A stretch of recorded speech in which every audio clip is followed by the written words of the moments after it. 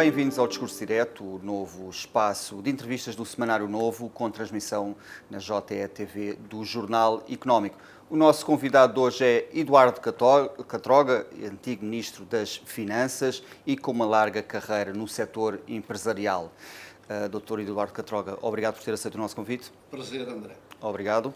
Começa aqui a entrevista com um tema de atualidade. Estamos a menos de um mês do Orçamento do Estado e do Governo apresentar a sua proposta para 2023 e, neste momento, perante os desafios da economia nacional e mundial, aqui com a guerra na Ucrânia, de que tipo de Orçamento do Estado é que o país vai precisar para o próximo ano? Olha, portanto, é preciso fazer o enquadramento macroeconómico e político do cenário para 2023. Portanto, em 2023 vamos assistir, digamos, ao continuar do arrefecimento da economia europeia. Recordo que as previsões a nível da zona euro, as previsões em cadeia apontam para um arrefecimento nos próximos meses. E, portanto, é natural que alguns dizem que caminhamos para uma recessão, outros dizem que ainda ficaremos com um crescimento no terreno positivo, mas ligeiramente positivo. Portanto, temos um grande abrandamento económico na zona euro a caminho de um processo de contração da atividade económica durante algum período. Por outro lado, é natural que ao longo de 2022, na parte final, se atinja o pico da inflação, mas a inflação vai se manter elevada em 2023. Portanto, é outro elemento do cenário macroeconómico para 2023. Em consequência do processo inflacionista em 2022 e da evolução salarial, quer no setor público, quer no setor privado, tem-se vindo a assistir a uma queda do poder de compra das famílias. Portanto, no fundo, no cenário macroeconómico, há que contar que a política monetária é definida pelo BCE. Portanto, o BCE vai continuar a reagir subindo as taxas de juros, normalizando a política monetária e caminhando para taxas de juros reais, que é o padrão normal. O que tivemos nos últimos anos foi o padrão atípico, o padrão anormal. Portanto, as taxas de juros vão subir e isso é outro elemento do cenário macroeconómico para 2023. Digamos, a nível nacional, a nível dos Estados-membros, quais são os instrumentos de política? Portanto, a política monetária é do BCE, os instrumentos de política são a política orçamental e as políticas estruturais do lado da oferta, isto é, o supply side económicos. Portanto, o que se verifica em geral é que os governos esquecem este pilar do supply side, isto é, todo o conjunto de medidas para melhorar a produtividade e a competitividade, e concentram-se apenas, têm tendência a concentrar-se apenas nas políticas orçamentais. E na política orçamental, portanto, no cenário para 2023, nós temos de tomar em consideração a realidade portuguesa. A realidade portuguesa é que, fruto de uma grande indisciplina financeira, antes da Troika, nós ainda estamos, apesar do programa de ajustamento macroeconómico e orçamental que tivemos entre 2011 e 2019, chegámos ainda antes da pandemia com um nível de endividamento público externo, um endividamento externo excessivo, e, portanto, digamos, temos que atender a essa realidade. E, portanto, temos que seguir uma política orçamental moderada em 2023. Uma política orçamental moderada, o que é que isto significa? Significa que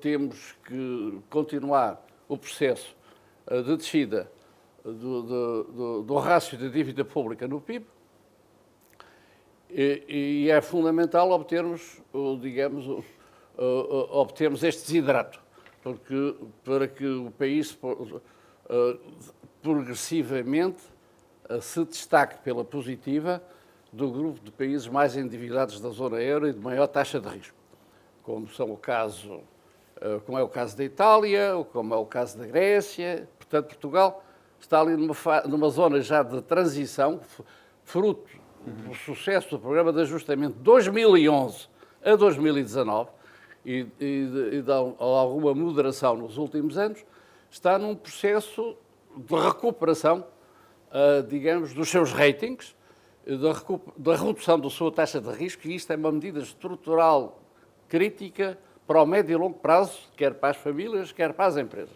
Portanto, a política orçamental para 2023 tem que ser moderada. Isto significa que o olho sempre no déficit. E na dívida. No déficit e na dívida. E quando se fala em contas certas, não é contas públicas só, é contas públicas e contas externas. Porque a economia portuguesa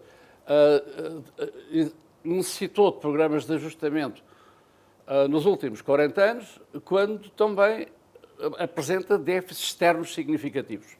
Foi assim em 77, 78, com a primeira intervenção do FMI, foi assim em 83, 84, com a segunda intervenção do FMI, e em 2011, quando caímos nos braços da Troika, foi também devido ao excessivo endividamento externo. E, portanto, no fundo, temos que ter um olho nas contas públicas, no sentido de controle da evolução do rácio da dívida pública, e temos que ter um olho muito cuidado também nos déficits externos, na balança corrente e de capital, o que por forma a que não caímos em situações de desequilíbrio externo.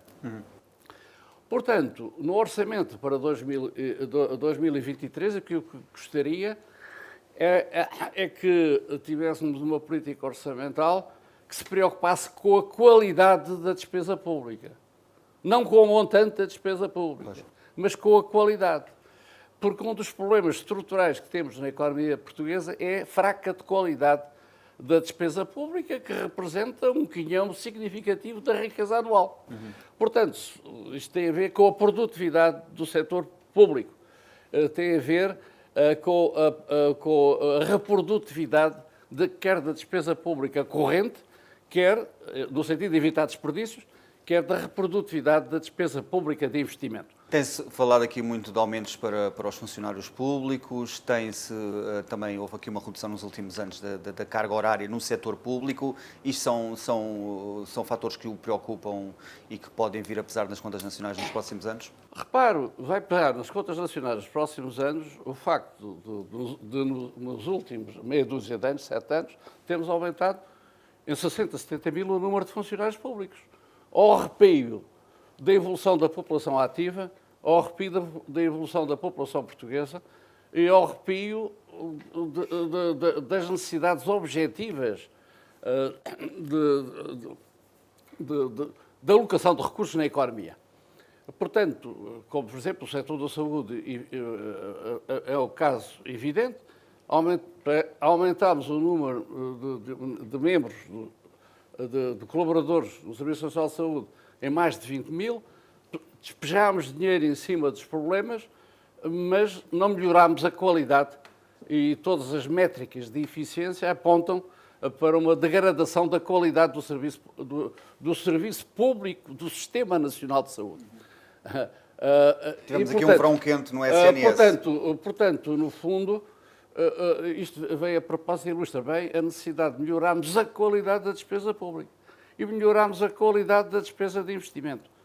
Portanto, em matéria de investimento, temos condições ótimas, na medida em que temos os chamados fundos, os fundos do PRR, temos os fundos do Portugal 2030 e ainda temos um saldo restante do Portugal 2020. Portanto, nunca a economia portuguesa teve tantos apoios para fazer investimento. investimento. Agora, a qualidade desse investimento é a variável-chave da sua influência futura sobre a taxa potencial de crescimento económico. Portugal, portanto, tem que investir mais e melhor. Portugal tem investido nos últimos anos, a nível macro, cerca de 19% do PIB, quando precisaríamos estar a investir à volta de 25%. Quer investimento privado, quer investimento público de qualidade. E, portanto, para termos investimento privado, temos que criar condições de atratividade ao investimento empresarial, seja nacional, seja estrangeiro. E, portanto, este é um grande desafio também para 2023. Não podemos esquecer que estamos com uma carga fiscal exagerada, fruto dos erros de política económica acumulados na última década, nos últimos 15 anos. Já ocupou mais do lado das empresas ou do lado das famílias? Não, estou a falar na carga, e já respondi, carga fiscal total, isto é, os impostos diretos, mais os indiretos, mais as contribuições para a Segurança Social, nos últimos 20 anos, esta carga fiscal subiu exageradamente e está acima da carga fiscal da média da União Europeia e está acima da carga fiscal de Espanha. Tanto para as famílias como para as empresas. Por exemplo, não sei se tem consciência de que para os jovens, por exemplo, em termos de IRS, e dos descontos para a Segurança Social, comparando Portugal e Espanha, se quisermos que um trabalhador, um quadro em Portugal, ganhe 2.000 euros líquido por mês, o custo total para a entidade empregadora em Portugal será 4.100 euros. E em Espanha será menos de 30%. Portanto, nós temos aqui um problema de excesso de fiscalidade sobre o fator trabalho, penalizando a ascensão da classe média, penalizando os jovens, penalizando a atração de jovens talentos até para ficarem em Portugal. Não é por acaso que a imigração de jovens qualificados tem vindo a aumentar. Portanto, temos um problema de fiscalidade no IRS e temos um problema de fiscalidade empresarial. Defende um choque fiscal? Há muitos anos que eu defendo o choque fiscal. O que é um choque fiscal? É pôr o nível da carga fiscal compatível com a concorrência na atração de talentos e com a concorrência na atração de investimento. Portanto, nós devíamos fazer, ter essa preocupação permanente de comparar a carga fiscal portuguesa com a espanhola e com os países que são nossos concorrentes na atração de investimento, como, por exemplo, como os países de leste, Portanto, não podemos ter impostos, seja sobre o trabalho, quer impostos sobre as empresas superiores aos dos nossos concorrentes. Porque se temos impostos superiores aos nossos concorrentes, perdemos investimento e perdemos talentos para eles. É uma questão de tempo, num quadro de mobilidade de capital e num quadro de mobilidade de pessoas. Portanto, o orçamento para 2023 não deverá esquecer esta realidade e deverá dar sinais positivos nesta matéria.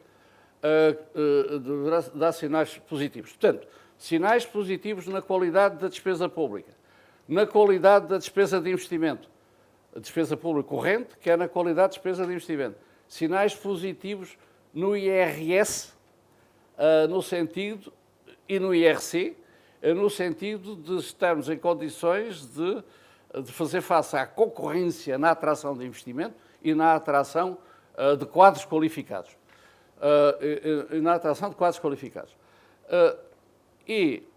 Portanto, mas para isso, para que isto é um processo que não se faz de um ano para o outro, mas é que é importante é que os poderes políticos definam o caminho. Nós queremos ou não caminhar, por exemplo, para uma despesa pública corrente primária à volta de 35% do PIB. Queremos caminhar ou não para um nível de investimento público à volta de 4, 5% do PIB. Temos de definir metas de longo prazo e o orçamento para 2023 devia ser um passo nesse caminho devidamente que representasse uma grande ambição para o aumento da competitividade fiscal e para o aumento da produtividade do setor público administrativo. Portugal tem aqui, nos próximos anos, a bazuca europeia, é muito dinheiro para o país, como já referiu, e aqui a minha pergunta é, na altura houve críticas sobre a sua programação, vai muito dinheiro para o setor público, disseram aqui várias vozes, partilha desta opinião? O que é o PRR? O PRR deu prioridade em cerca de 80% a aplicações no setor público. Portanto, o Governo está a tentar colmatar, digamos, insuficiências de investimento público derivadas das prioridades que definiu desde 2016, em que reduziu drasticamente o investimento público, privilegiando a reposição de salários e pensões e, portanto, privilegiando o eleitorado mais no curto prazo. E, portanto, agora o PRR aparece como uma via de financiamento para compensar a queda acumulada do investimento público significativa no período pós-Troika. Mas o PRR não pode ser visto isoladamente do Portugal 2030. O Portugal 2030 e ainda há uns saltos significativos por aplicar no Portugal 2020. Eu até na primeira fase da pandemia escrevi um livro escrevi um livro, em vez de andar a escrever artigos, resolvi pôr um conjunto de reflexões na primavera-verão de 2020 sobre como desenvolver Portugal e quais são as prioridades estruturais para a economia portuguesa nos próximos anos. E nessa altura fiz um apanhado de onde é que nós aplicámos os fundos estruturais desde o primeiro quadro comunitário de apoio e, e quais deviam ser as prioridades para o futuro. E aí fundamentei, bastante de que desta vez teria que ser diferente, isto é, as prioridades deveriam ser mais centradas na chamada competitividade externa do país, no setor dos bens e serviços transacionáveis e tomando com a visão estratégica que as empresas é que são a base da expansão produtiva, as células base da atividade económica. E, portanto, se aparece o PRR, dando prioridade ao investimento público, o Portugal 2030 devia dar total prioridade às empresas, ao setor produtivo da economia, ao investimento produtivo, no setor dos bens e serviços transacionáveis, complementado. Não basta investir, com um conjunto de reformas estruturais, de medidas estruturais para a melhoria progressiva da produtividade e da competitividade do país. Temos aqui a necessidade de Portugal, os poderes políticos, os agentes políticos, económicos e sociais, interiorizarem que a produtividade é a fonte do crescimento e da riqueza. No longo prazo, um país não pode aspirar a níveis de vida elevados sem ter níveis adequados de valor acrescentado. Isto é, sem aplicar os seus recursos financeiros e humanos em atividades de valor acrescentado. Portanto, melhorando a sua produtividade. Portanto, a produtividade do setor público, a produtividade do setor privado, e isto é fundamental, em primeiro lugar, que seja interiorizado. Eu vejo programas para apoio às famílias, vejo programas de apoio às empresas, mas não vejo um discurso político de ambição para melhorarmos os níveis de crescimento e os níveis de produtividade do país. Está só a pensar no curto prazo. Sempre a pensar no curto prazo, e os decisores da política económica esquecem o pilar do supply side economics, o pilar das políticas estruturais. E neste momento existe até, oriundos da sociedade civil, guiões bem fundamentados sobre quais são as prioridades das políticas estruturais. Ainda há poucos dias a SEDES publicou um livro, portanto, no seguimento de grupos de trabalho sobre os vários domínios críticos para o desenvolvimento económico e social do país. Também já a Fundação Francisco Manuel dos Santos, a Fundação Gulbenkian, para já não falar de contributos pessoais, de economistas e de livros que têm saído dos últimos tempos. Portanto, os governos têm um guião daquilo que é preciso fazer para atacar os obstáculos estruturais para que o país possa, no âmbito da ambição definida pela SEDES, duplicar o seu PIB per capita nos próximos 20 anos. Ora, isso não pode-se fazer sem medidas estruturais que afetem a qualidade do sistema, do sistema da administração pública, em todas as suas componentes escritas, a qualidade do sistema educativo e o desenvolvimento do ensino técnico ou profissional, que é muito esquecido e que é um parente pobre, e que devia ser um elemento motor da qualificação dos portugueses nos próximos anos. Temos o exemplo da Alemanha, por exemplo. Como, por exemplo, na Alemanha ou na Suíça. O desenvolvimento do sistema de justiça no sentido de alterações profundas no sistema de gestão do sistema de justiça. Mais celeridade também. Por isso é que eu falo no sistema de gestão do sistema de justiça. Isto é, num modelo de gestão por forma a ter mais celeridade nos tribunais administrativos e fiscais.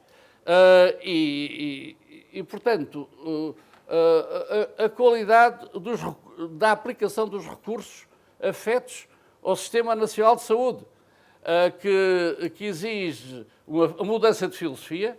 Nós temos que passar a filosofia ao Sistema Nacional de Saúde, com uma componente pública e uma componente privada e social, e estes subsistemas do Serviço Nacional de Saúde têm que funcionar em complementaridade.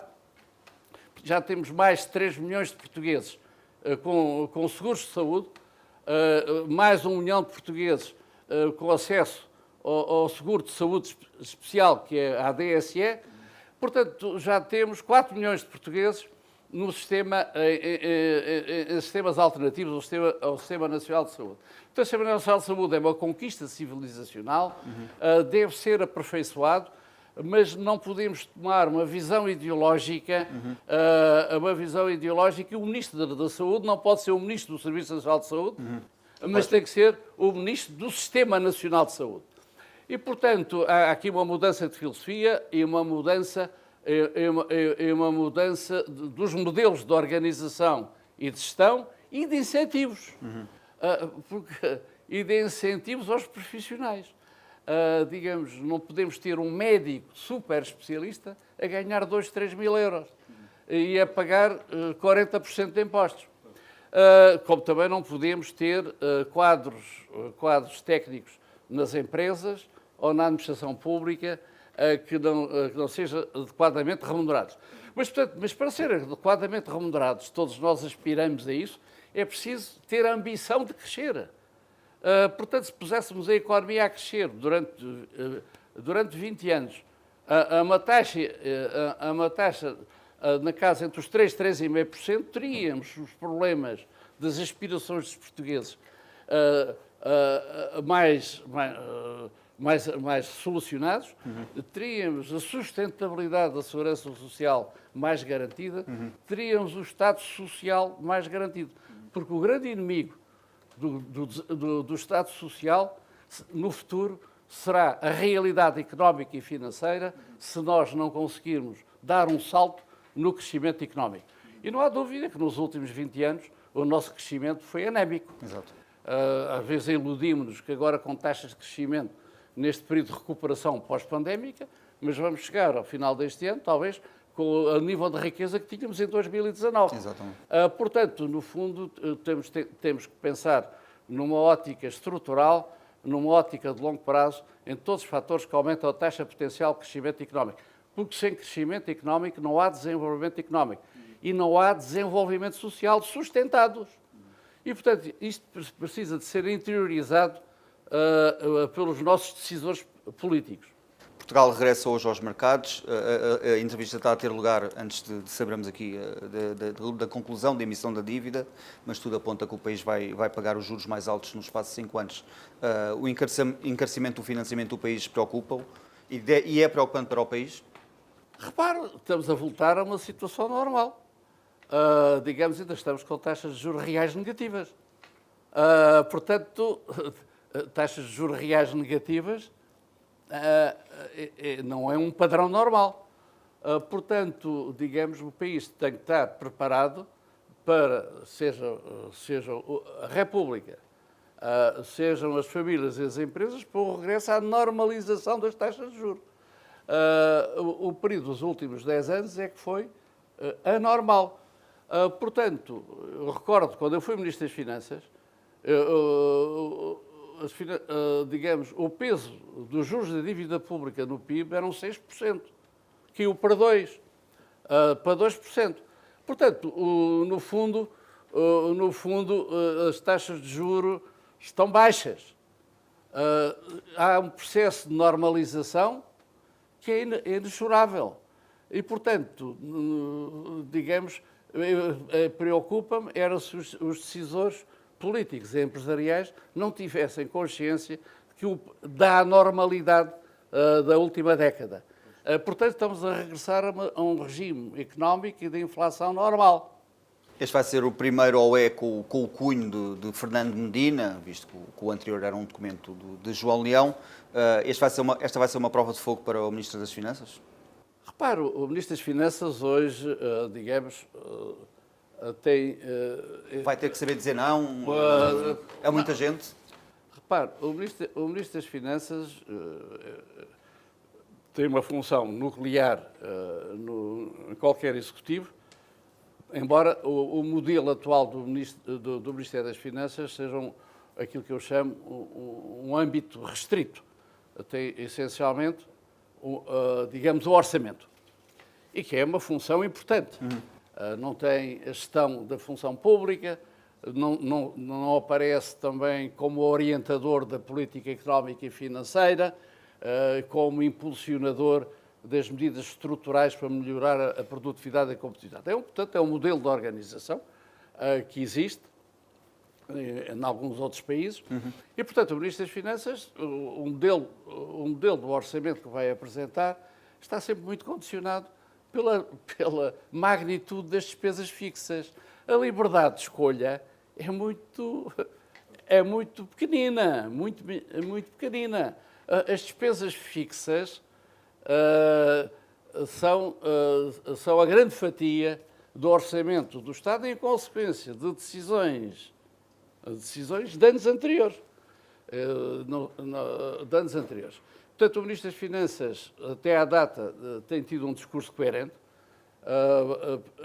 preocupado com a trajetória da dívida pública, preocupado com os impostos excessivos, preocupado com a política fiscal para as empresas. Portanto, tem tido sinais positivos. Eu espero que esses sinais positivos se materializem no Orçamento de Estado de 2023 e que o Ministro das Finanças consiga ter a força política para contrariar os ímpetos despesistas que normalmente existem nos governos. Incluindo o Primeiro-Ministro. O Primeiro-Ministro está condicionado também pelo seu posicionamento face à Europa. Portanto, digamos, eu gostava... O Ministro das Finanças, vamos ter a primeira experiência do Ministro das Finanças muito ligado a um aparelho partidário do partido dominante. Não me recordo de outra situação desta natureza. Portanto, isto vai exigir dele uma grande coerência, uma grande resistência a pressões. Eu espero que ele tenha essa capacidade de resistência a pressões e que raciocine, que dê sinais positivos na competitividade fiscal do país, dê sinais positivos na preocupação da qualidade da despesa pública, quer corrente, quer investimento, dê sinais positivos com as preocupações com a produtividade do setor público administrativo. Portanto, e que dê sinais positivos no sentido de se iniciar um processo de reestruturação da qualidade da despesa pública. E, portanto, é esse os meus votos e os meus desejos para a atuação do Ministério das Finanças em 2023. O PSD tem um novo líder, Luís Montenegro, do curto período de tempo que Luís Montenegro está aqui à frente do PSD, tem dado sinais positivos de que é o nome certo para liderar o maior partido da oposição? Eu sempre racionei de uma forma independente. Tive a muita honra de pertencer a um governo liderado por Cavaco Silva, mas como cidadão independente, olhando para essa missão cívica. E, portanto, eu não conheço bem os meandros do PSD. Agora, pelos sinais que vêm, dá a ideia que quer trazer propostas positivas, digamos, e quer ser uma oposição construtiva. É isso que se espera da oposição. A oposição, com certeza, quer lutar pela reconquista do poder, mas tem que, aliás, como os governos, deviam ter sempre bem presente o bem comum. Isto é, qual é o interesse permanente de Portugal no quadro da União Europeia, digamos, e no sentido de criarmos condições para melhorarmos o nosso nível de vida, melhorarmos os indicadores económicos e sociais. Portanto, eu espero que a oposição seja construtiva, portanto, não tem tendência a fazer leituras da espuma mediática de curto prazo. Da espuma mediática de curto prazo. Portanto, uma oposição construtiva é necessária, como é também necessário um Presidente da República, digamos, que assumisse algumas bandeiras estruturais para a melhoria da produtividade e competitividade do país. No âmbito da sua magistratura de influência, exato, sem entrar na ação executiva, mas que contribuísse para o tal supply side economics. Isto é, contribuísse para criar condições para melhorar as políticas estruturais visando a produtividade e a competitividade externa do país. O Presidente da República deve ter aqui um segundo mandato mais vigilante, digamos, mais atento, interventivo? Não, quer dizer, eu não separo.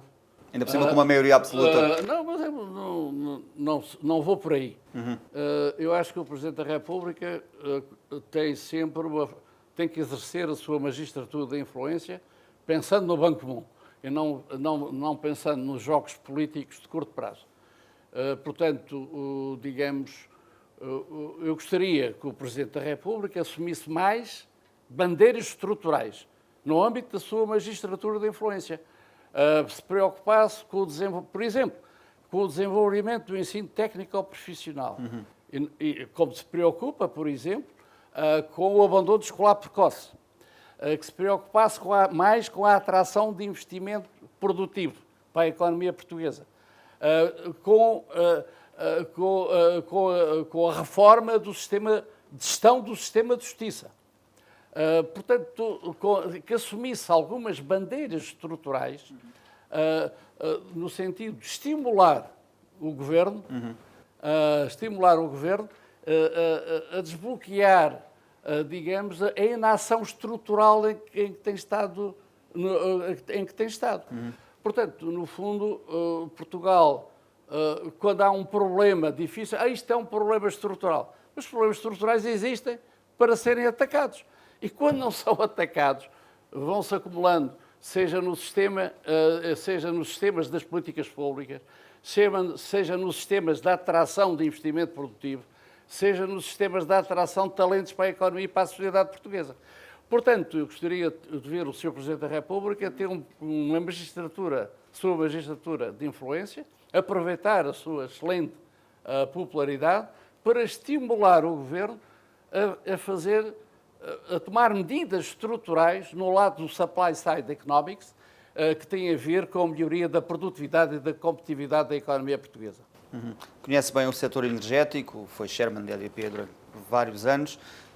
Eu queria lhe perguntar, olhando para a subida dos preços da eletricidade, do gás e do petróleo, isto é uma tempestade perfeita nos mercados energéticos? Ouça, digamos, esta subida tem duas componentes.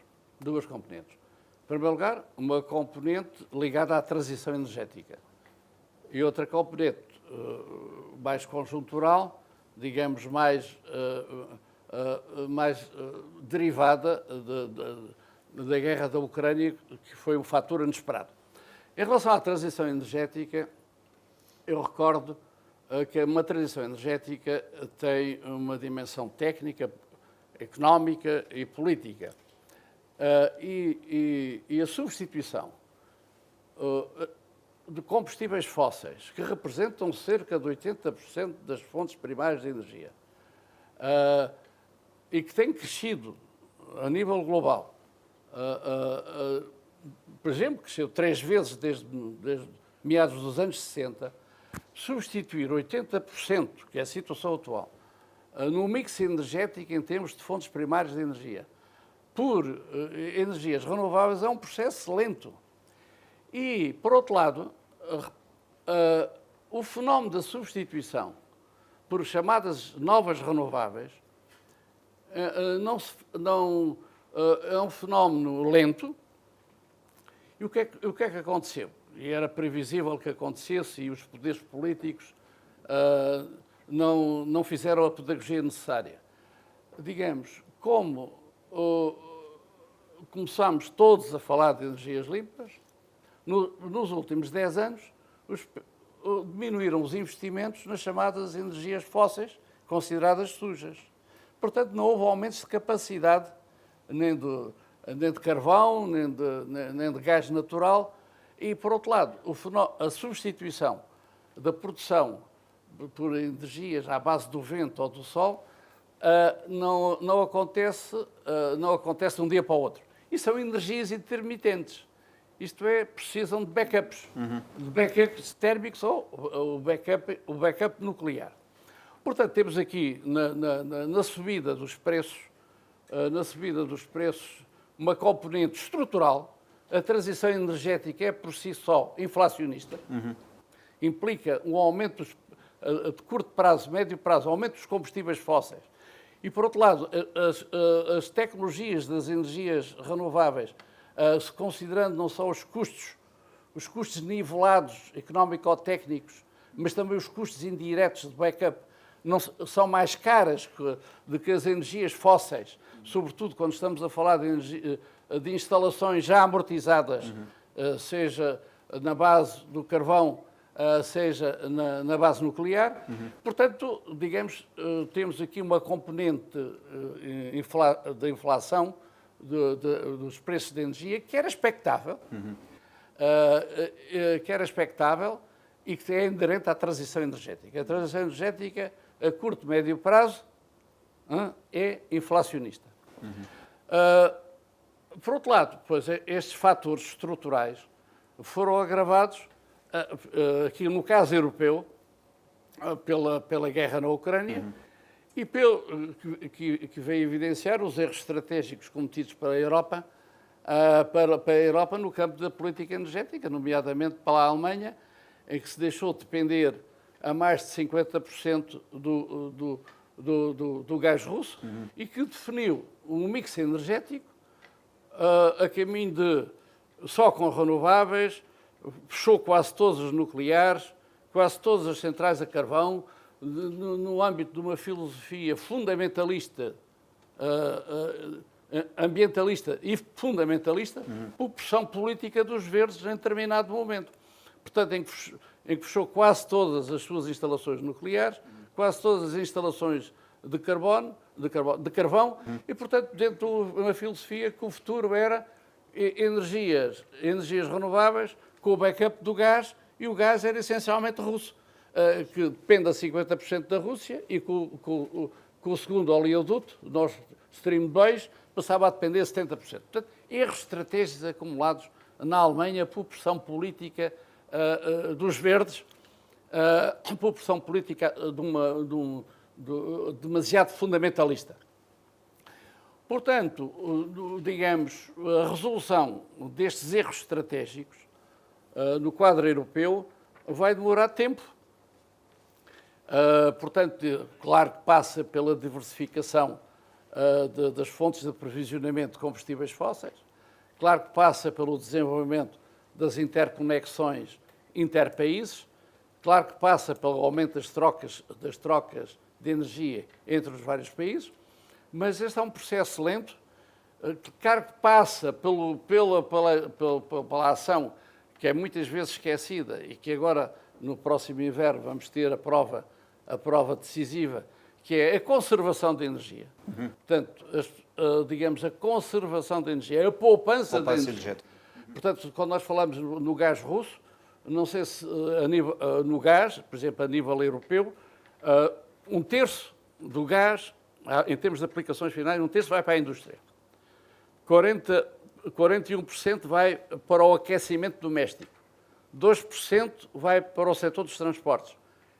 E cerca de 20% vai para outros setores, serviços, como, por exemplo, lojas, agricultura, etc., e outras aplicações. Portanto, não é possível substituir o gás russo por forma, assim, de um momento para o outro, por mais, estão em curso ações de diversificação, no sentido de fazer investimentos em terminais de gás natural liquefeito, digamos, diversificação das fontes, poupança de energia, aceleração das renováveis. Mas isto é inevitável que digamos, se houver mesmo um corte radical do gás russo, que todas estas medidas no curto prazo não cheguem e que acabe por afetar a produção industrial e, portanto, acabe por ser um fator mais digamos, para a recessão da principal economia europeia e motor europeu, que é a Alemanha. Exatamente. Isto é um risco para Portugal? O motor da economia europeia está aqui a gripar? Repare, nós... Temos a guerra na Ucrânia também. Sim, portanto, Portugal é uma pequena economia aberta ao exterior. Portanto, digamos, as nossas exportações dirigem-se à França, dirigem-se à Espanha, e dirigem-se à Alemanha e outros países. Portanto, se houver uma queda da procura nesses países, e estamos num processo de arrefecimento da procura, isso acaba por se repercutir em Portugal. Portanto, daí que, digamos, o nosso crescimento em cadeia tem vindo a desacelerar e, portanto, e vai desacelerar nos próximos meses. Portanto, no fundo, as economias estão interligadas, estão interdependentes e, portanto, mas temos que às vezes aproveitar os períodos de crise para tomar medidas. Quer dizer, não podemos ficar só a falar em aumentar despesas, em distribuir rendimentos. Temos que, digamos, ter ambição política e fazer pedagogia junto das pessoas. Temos que aumentar os níveis de crescimento económico do PIB potencial a prazo, criar condições para que depois tenhamos uma boa recuperação da economia em 2024, boas condições para darmos um salto no PIB potencial e logo no rendimento per capita.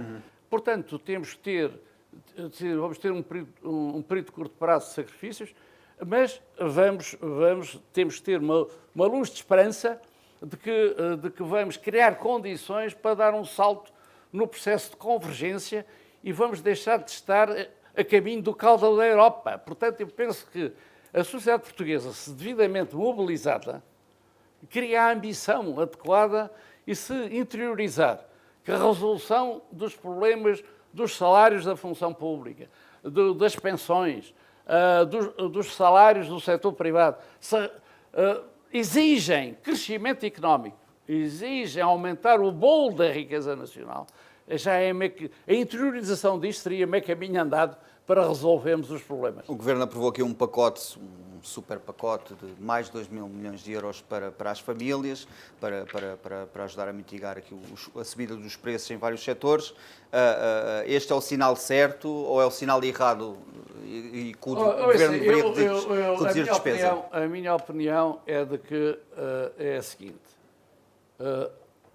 As políticas orçamentais deviam ser anticíclicas, isto é, nos períodos de crise devíamos ter condições para políticas orçamentais mais expansionistas.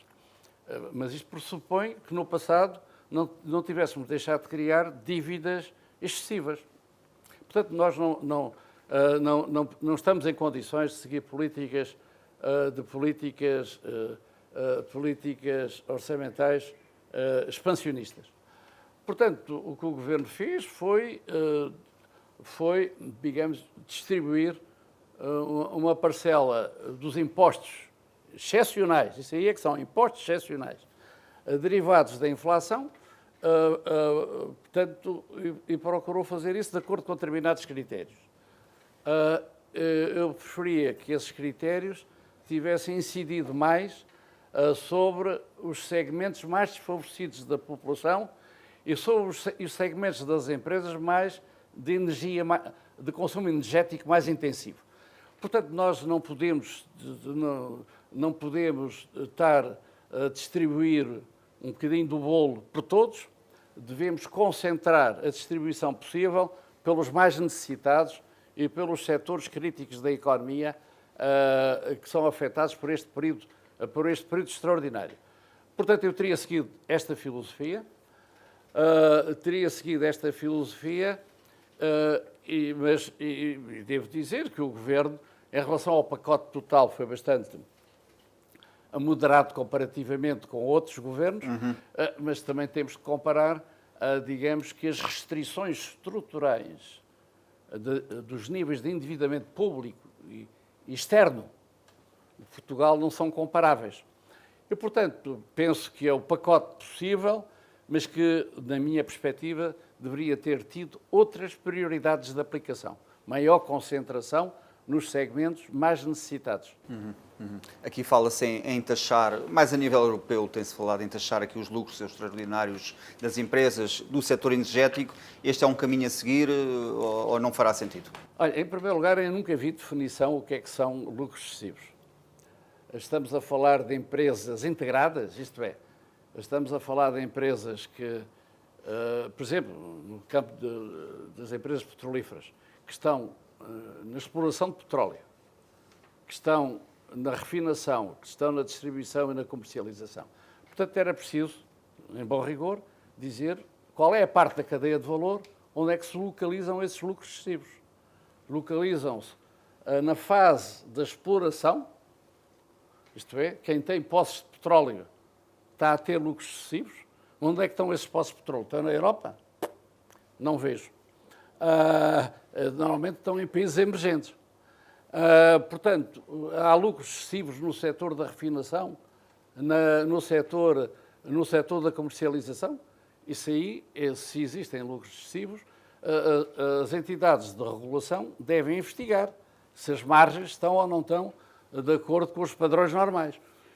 Portanto, até à data nunca vi nenhuma análise. Eu vejo apenas posições demagógicas de políticos europeus e de políticos nacionais a falar de lucros excessivos. O que eu diria é que no setor energético o que há são impostos excessivos. Impostos excessivos sobre as empresas e sobre as famílias. Recordo que as empresas produtoras de eletricidade e do setor energético têm desde 2011 uma contribuição extraordinária que era para ser transitória e que nunca mais desapareceu. Mantém-se. Que dá mais de 100 milhões de euros por ano. Que as empresas produtoras de eletricidade estão a suportar o custo social, tarifas sociais que deviam ser suportadas para o orçamento do Estado ou para o conjunto dos consumidores, são mais outros 100 milhões por ano. Portanto, há impostos sobre a produção, há impostos excessivos. Aliás, o Sr. Primeiro-Ministro até deu um sinal positivo, referindo que as empresas estavam já sujeitas a contribuições extraordinárias e a impostos excessivos. Portanto, existe a pressão política de algumas mentes que só pensam no seu eleitorado. Exatamente. E que não pensam no conjunto da economia portuguesa. E, portanto, embora eu deva dizer que sou partidário, digamos, de uma reavaliação do modelo de funcionamento do mercado elétrico, que é um mercado elétrico europeu, o mercado único de energia tem vindo a ser construído na última vintena de anos, digamos, como passo intermédio, criaram-se mercados regionais de eletricidade e, portanto, Portugal e a Espanha funcionam no âmbito do MIBEL e como os países da Europa Central funcionam no âmbito de outros mercados regionais. Aliás, os mercados regionais de eletricidade na Europa foram construídos à semelhança do bom exemplo dos mercados nórdicos. Portanto, no fundo, ainda em abril último, as agências reguladoras disseram que não existe um problema de modelo do mercado de eletricidade, que existe um choque no preço do gás, que afeta o sistema de preço. Portanto, digamos, houve o chamado ajustamento ibérico, que o ajustamento ibérico, o que é que representa? Representa para aqueles consumidores que têm o preço da eletricidade, sobretudo consumidores industriais, que representam cerca de 20% do conjunto total, que têm os seus preços de eletricidade ligados ao mercado grossista, à vista, digamos, beneficiam de imediato, embora haja depois um ajustamento, eles acabem por pagar esse ajustamento. E, portanto, mas se tivermos num período de aumento do preço da eletricidade derivado do aumento do gás, portanto, no fundo, como o mercado marginalista funciona em termos do preço no dia seguinte, hora a hora, ajustamento entre a procura e a oferta, ser determinado pela central marginal com o preço mais elevado na época anterior, portanto, é natural que é que suporta este diferencial. Suportam as tecnologias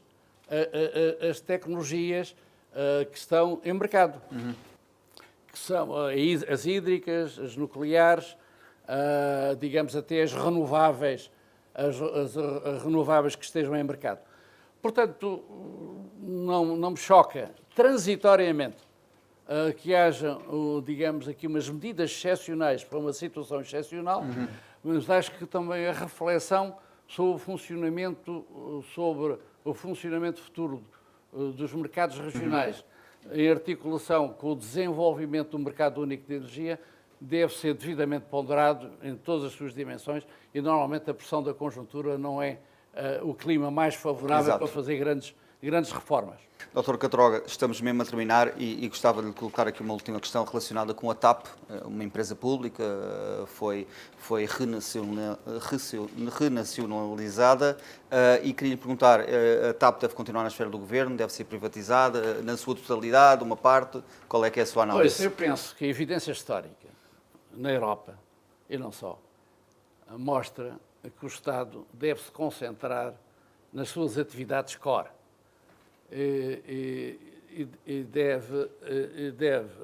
Não deve ter, digamos, posições